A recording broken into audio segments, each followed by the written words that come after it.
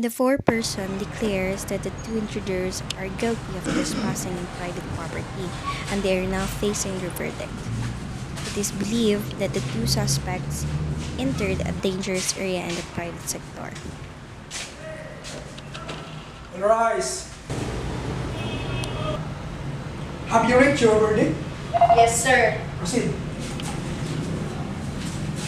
People of the Philippines plaintiff versus Roger Gulles and Christian Cervantes accused.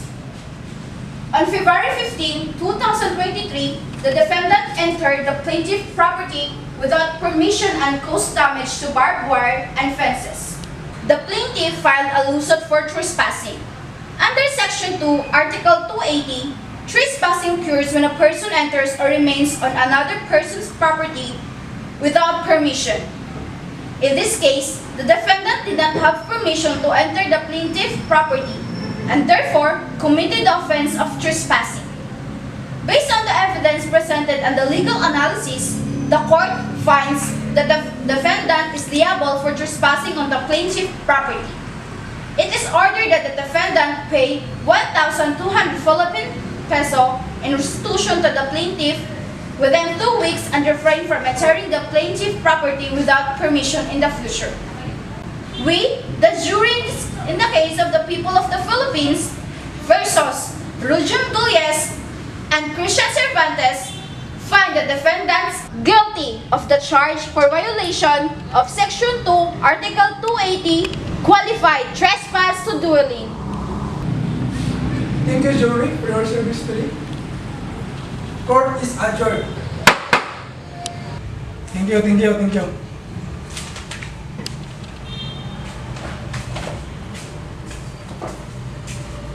Good morning, Judge. Morning. Please have a seat. The prosecuting officer will file an application for probation after perfecting his appeal as provided by the rules of court. The judge will study the application if the petitioner is qualified or disqualified for probation. Okay, Judge. Here you go.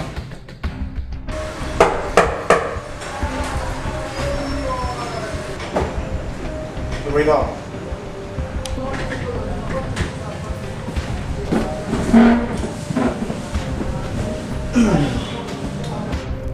Section 11. Referral to proper probation office. If the trial court finds that the application is in due form and the applicant appears to be qualified for the grant of probation, it shall order the City of Provincial Parole and Probation Office within its jurisdiction to conduct a post-sentence investigation or PSI on the applicant and submit the post-sentence investigation report or the PSIR within 60 days from receipt of the order of said court to conduct such investigation with findings and recommendation as stated in PD 968 as amended.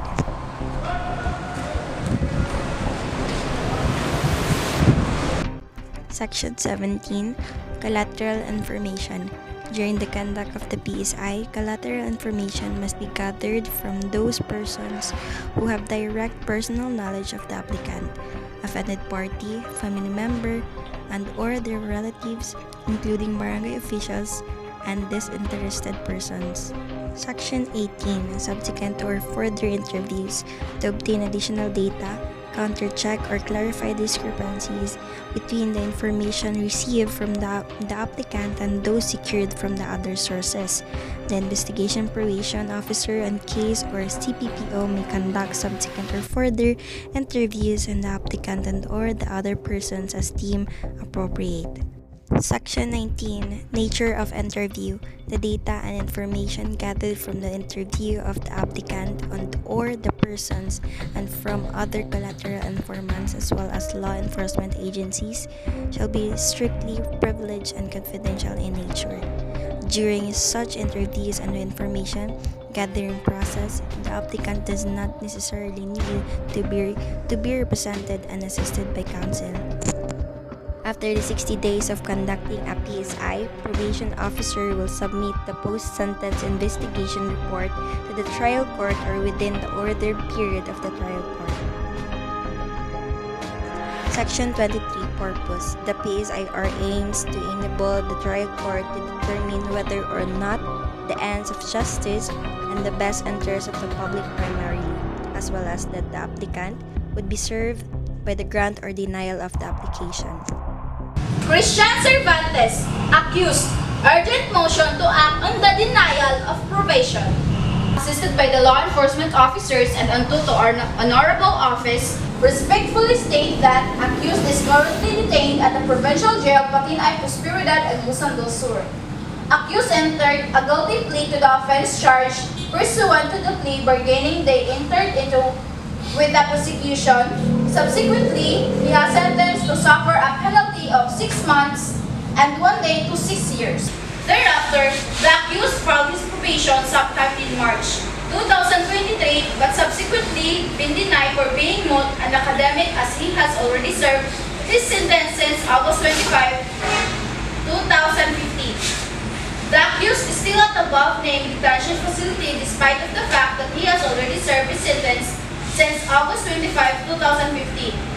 Wherefore, in the interest of justice, it is most respectfully prayed that the motion to deny probation submitted by the Chief Probation and Parole Officer be acted upon and that the accused be released immediately for having served his sentence. In your leave, the Honorable Office may deem just and equitable under the circumstances is also prayed for. Rojim Gulis, accused, application for probation. Most respectfully applies for probation under the provision of Presidential Decree 968 as amended and states that on May 8, 2023, the accused was convicted of the crime of qualified trespass to dwelling and was sentenced to suffer 6 months to 2 years of imprisonment. The crime for which the accused was convicted is not an offense against national security or public order. Accused has not been previously convicted by final judgment of any offense punishable by imprisonment of not less than 1 month and 1 day and or fine of not less than 200 pesos. Accused has not been once placed on probation under the provision of Presidential Decree number 968, otherwise known as a Probation Law of 1976 as amended. Accused has all the qualifications and none of the qualifications to avail of the probation law. Condition of probation. Mandatory condition after the grant of probation, Section 2, Article 280. The probationer shall be required to reporting regularly to a probation officer, paying fines and restitution to the victim, completing community service, attending counseling or substance abuse treatment programs, submitting to drug testing or other monitoring, staying away from the location where the trespassing occurred, refraining from any criminal activity, complying with the curfew or travel restrictions, maintaining employment or education, not possessing any weapons. During the supervision of probation, the probationer officer and the probationer shall meet at least once a month. The probationer should report himself to the probation officer.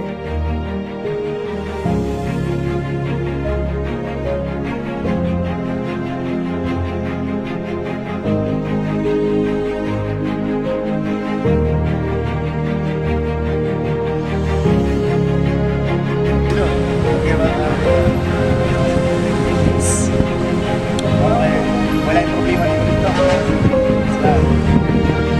All goods.